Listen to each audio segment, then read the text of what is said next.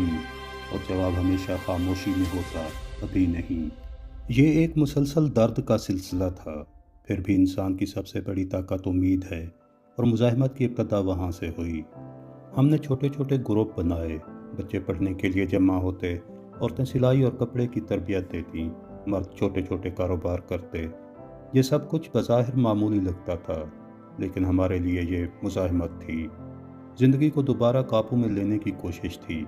بچے جو کبھی سمندر کے کنارے کھیلتے تھے، اب ٹینٹ کے نیچے بیٹھ کر کچھ الفاظ پڑھتے۔ کبھی کبھار ہم باہر سے استاد لاتے، جو تاریخ، ریاضی اور اردو سکھاتے۔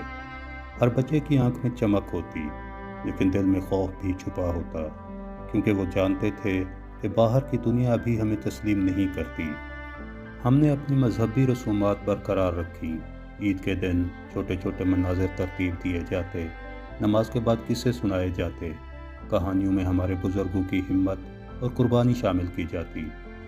یہ یادیں ہماری شناخت کے چراغ تھے، جو کبھی بجھنے نہیں دیے گئے۔ نوجوان جو بچپن میں بھاگے تھے، اب چھوٹے چھوٹے رہنما بن گئے۔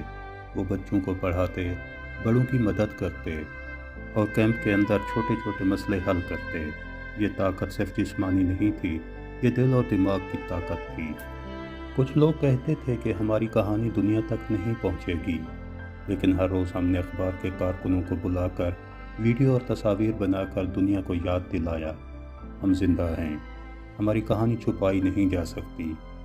کیمپ کے اندر ہر شخص کی کہانی تھی، ایک بچی جو جلتے گھر سے بچی، ایک بوڑھا جو پچھلے 6 سال سے اپنے بیٹے کو ڈھونڈ رہا تھا، ایک نوجوان جو روزانہ دریا پار کر کے بچوں کے لیے کتابیں لاتا۔ یہ سب کہانیاں ہماری مزاحمت کی بنیاد بن گئیں۔ کیمپ میں سب سے بڑی طاقت اتحاد تھا۔ مذہب، زبان اور ثقافت نے ہمیں ایک دوسرے کے قریب رکھا۔ ہم نے سیکھا کہ جب سب کچھ چھین لیا جائے تو ایک دوسرے کا ساتھ ہی سب کچھ بچا سکتا ہے۔ بچے جو کیمپ میں پیدا ہوئے، اب پڑھ رہے تھے، لکھ رہے تھے اور خواب دیکھ رہے تھے۔ ایک بچہ کہتا تھا، میں اپنے گاؤں دوبارہ دیکھوں گا، میں اپنا درخت دیکھوں گا۔ ہم جانتے تھے کہ یہ صرف خواب نہیں تھے، یہ عزم تھا، یہ مستقبل کی پہچان تھی۔ کچھ لوگ گرفتار ہوئے، کچھ تشدد کا شکار ہوئے، کچھ غائب ہو گئے، لیکن ہم نے سیکھا مزاحمت صرف جسمانی نہیں، یہ دل اور دماغ کی بھی لڑائی ہے۔ ہر دن، ہر رات ہم نے ایک سوال دہرایا، کیا ہمیں واپس جانے دیا جائے گا؟ کیا ہماری زمین ہمیں واپس ملے گی؟ یہ صرف جغرافیہ کا سوال نہیں تھا، یہ عزت، شناخت اور تاریخ کا سوال تھا۔ کیمپ میں ایک چھوٹا سا باغ بنایا گیا، چند پودے لگائے گئے، بچے پانی دیتے، دیکھ بھال کرتے۔ یہ باغ صرف پودوں کا نہیں تھا، بلکہ یہ امید کا باغ تھا۔ یہ پیغام تھا کہ ہم زندہ ہیں، ہم یہاں ہیں، اور ہم کبھی ختم نہیں ہوں گے۔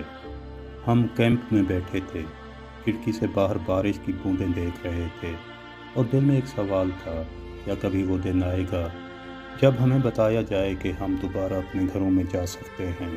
پھر وہ دن آیا جب عالمی عدالت نے غور شروع کیا، صحافی آئے، کیمرے لگے، اور دنیا نے ہماری کہانی دوبارہ سنی۔ عدالت نے کہا، میانمار کی فوج کی کارروائی نسل کشی کے زمرے میں آتی ہے، اور متاثرہ افراد کو انصاف اور تحفظ فراہم